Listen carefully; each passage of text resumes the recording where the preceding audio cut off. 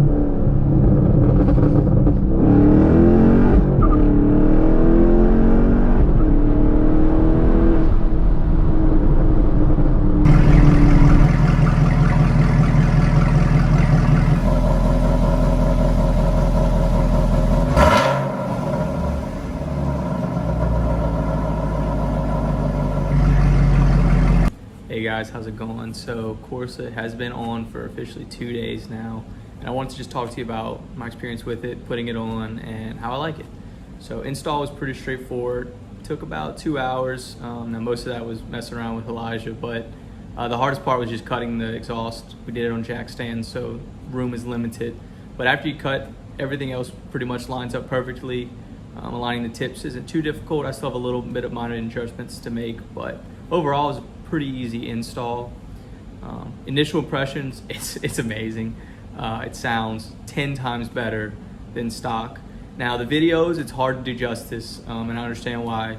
You know, when you watch all these YouTube videos, it's hard to get a feel for what an exhaust sounds like. But this exhaust is much deeper than the stock NPP.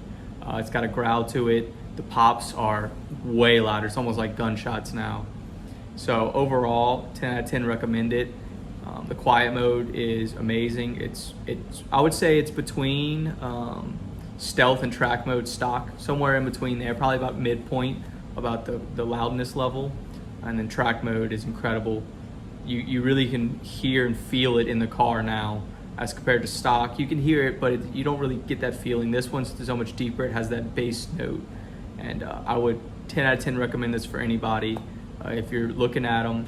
I'm actually going to be doing a review of a Borla exhaust Axleback as well coming up next weekend. So hopefully I can get some good videos of that and compare Corsa, Borla Attack, and stock NPP with headers. So we'll see how that video comes out, and then from there, you know, we'll move forward.